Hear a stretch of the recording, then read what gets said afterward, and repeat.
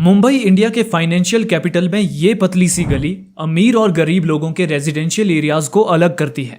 ये एरियाज इतने मुख्तलिफ हैं कि फौरन फर्क दिखाई देता है। रिच लोगों के इलाके में बड़े मकान, गार्डन्स, पार्क्स, बड़ी रोड और हाई क्लास सोसाइटी की तमाम सहूलियत मौजूद हैं। मगर सिर्फ कुछ मीटर दूर इस बाउंड्री के दूसरी तरफ पुअर लोगों का एरिया है, जो बहुत ही कंजस्टेड और कच्ची आबादी टाइप जगह है।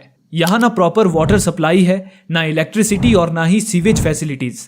अगर हम मैप पर डॉट्स का इस्तेमाल करें सोशियो इकोनॉमिक स्टेटस को दिखाने के लिए, तो आप देख सकते हैं कि ये डिवाइड कितना ज्यादा है। अगर हम पूरे शहर को जूम आउट करें तो ये हर जगह दिखाई देता है और पूरे इंडिया में ऐसा ही है। यहाँ आपका इकोनॉमिक स्टेटस ये डिसाइड करता है कि आप कहाँ रहते हैं। मगर ये सब क्यों हुआ? हजारों सालों से इंडिया में सोशल हायरार्की और कास्ट सिस्टम के इफेक्ट्स देखने को मिलते हैं। फिर ऐसा क्या हुआ कि अर्बनाइजेशन और इंडस्ट्रियलाइजेशन ने इन्हें और ज्यादा बढ़ावा दिया? चलिए 19वीं सेंचुरी में चलते हैं, जब ब्रिटिशर्स ने मुंबई को अपना बेस बनाया और इंफ्रास्ट्रक्चर डेवलप किया। उस वक्त के इंडस्ट्रियल रेवोल्यूशन की वजह से उन्हें सस्ती मजदूरी की जरूरत थी। फिर 20वीं सेंचुरी के आते आते मुंबई इंडिया का इकोनॉमिक हब बन गया, जिससे यहाँ माइग्रेशन का सिलसिला शुरू हो गया। गांव के लोग नौकरी की तलाश में शहर आने लगे और यहाँ के स्लम्स में बसने लगे। इस तरह से मुंबई के पुअर लोगों के बुरे दिन शुरू हुए। 1950s के बाद से देश के अर्बन प्लानिंग पॉलिसीज ने रिच और पुअर के बीच डिवाइड और भी बढ़ाया। अर्बन प्लानिंग लॉज और लैंड रिफॉर्म के तहत रिच लोगों को शहरों के अंदर ऊंची सुविधाओं वाले इलाके दिए गए, जबकि पुअर लोगों को शहर के बाहर कंजस्टेड स्लम्स में रहने को मजबूर किया गया। ये स्लम्स पानी, बिजली, सीवेज जैसी बुनियादी सुविधाओं से महरूम थे। मुंबई में सबसे ज्यादा पुअर लोग धारावी जैसे स्लम्स में रहते हैं, जो एशिया के सबसे बड़े स्लम्स में से एक है। धारावी की कंजस्टेड गलियां और नैरो लेन्स मुंबई के अर्बन डिवाइड को आज भी जिंदा रखती हैं। ये इलाका सिर्फ मुंबई की नहीं, बल्कि पूरी दुनिया की नजरों में गरीबी और इकोनॉमिक डिस्पैरिटी का एक बेहतरीन मिसाल है।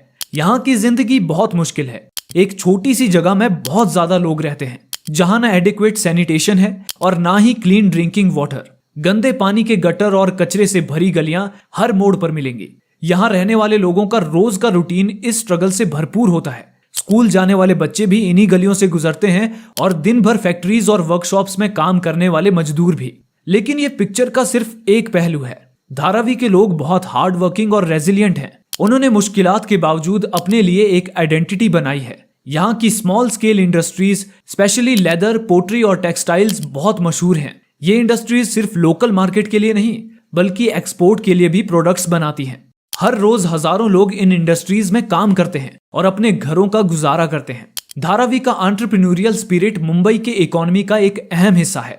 धारावी के बिल्कुल कॉन्ट्रास्ट में साउथ मुंबई के पॉश एरियाज हैं, जहां की जिंदगी बिल्कुल अलग है। मालाबार हिल, कोलाबा और कफ परेड जैसे इलाकों में luxury apartments, high and restaurants, exclusive clubs और वर्ल्ड क्लास एमिनिटीज मौजूद हैं। यहाँ के लोग हाई सोसाइटी इवेंट्स और एलीट गैदरिंग्स में शामिल होते हैं। उनका लाइफस्टाइल मुंबई के बाकी शहर से बिल्कुल अलग और डिस्टिंक्ट है। उनके बच्चे हाई एंड स्कूल्स और इंटरनेशनल यूनिवर्सिटीज में पढ़ते हैं। साउथ मुंबई का ये एरिया मुंबई का रिच हेरिटेज और कॉलोनियल पास्ट को भी रिफ्लेक्ट करता है। यहाँ आपको ब्रिटिश एरा के बिल्डिंग्स और मॉडर्न स्काई स्क्रेपर्स का एक यूनिक मिक्स मिलेगा। मुंबई के बीच एरियाज भी बहुत पॉपुलर हैं, जहाँ के कोस्टल लाइफस्टाइल और सी व्यू को एंजॉय करने के लिए लोग आते हैं। जुहू और बांद्रा जैसे इलाके यहाँ के सेलिब्रिटीज और हाई प्रोफाइल इंडिविजुअल्स के फेवरेट स्पॉट्स हैं। यहाँ आपको लग्जरी होटल्स, अपस्केल बुटीक्स और ट्रेंडी कैफेज मिलेंगी।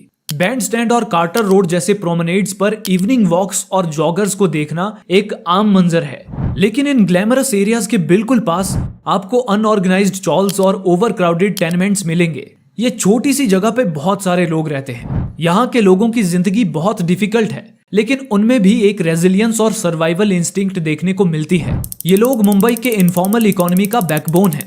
यहाँ से मुंबई के daily veg workers, auto rickshaw drivers, domestic helpers और स्ट्रीट वेंडर्स आते हैं, जो शहर को चलाते रहते हैं। मुंबई का इंफ्रास्ट्रक्चर भी इस डिवाइड को और ज्यादा एविडेंट करता है। वेस्टर्न एक्सप्रेस हाईवे और ईस्टर्न फ्रीवे जहां एक तरफ से शहर के एफ्लुएंट एरियाज को कनेक्ट करती हैं, वहीं दूसरी तरफ से रेलवे ट्रैक्स और overcrowded local trains poor लोगों के लिए लाइफलाइन का काम करती हैं। हर रोज मिलियंस ऑफ पीपल इन लोकल ट्रेन्स में ट्रेवल करते हैं, जो अपने आप में एक यूनिक मुंबई एक्सपीरियंस है। पीक आवर्स में इन ट्रेन्स का हाल देखकर मुंबई की स्ट्रगल और सर्वाइवल का एक क्लियर पिक्चर समझ आता है। आज भी मुंबई में सोशल इनइक्वालिटीज देखने को मिलती हैं। रिच लोगों का per capita average income poor लोगों से कई गुना ज्यादा है। शहरों में अमीर और कामयाब लोग मेनली पॉश एरियाज में रहते हैं। इनकम, फैसिलिटीज और लाइफस्टाइल में बहुत ज्यादा डिफरेंसेस हैं। पुअर लोगों में बेरोजगारी और इलिटरेसी रेट्स ज्यादा हैं। इकोनॉमिक अपॉर्चुनिटीज के लिए रोजाना पुअर लोगों को शहर के कोर एरियाज में आना पड़ता है, जो उनकी फैमिली लाइफ को मुतासिर करता है। और आज भी उन्हें शहरी इलाकों में अपने जॉब लोकेशन के नजदीक नहीं रहने दिया जाता। लेकिन मुंबई के लोगों का रेजिलियंस और स्पिरिट कभी भी हार नहीं मानती। ये शहर उन सबका है जो यहाँ आते हैं और अपने सपनों को पूरा करने के लिए स्ट्रगल करते हैं। मुंबई की कहानी उन लोगों की है जो मुश्किलात का सामना करते हैं और अपनी मेहनत से अपना मकाम बनाते हैं। ये शहर एक यूनिक ब्लेंड है जहां ग्लैमर और ग्राइंड, लग्जरी और पॉवर्टी सब एक साथ एग्जिस्ट करते हैं। उम्मीद है आपको ये वीडियो पसंद आएगी। अगर आपको मजीद मालूमात चाहिए या कोई और सवाल हो तो जरूर बताएं।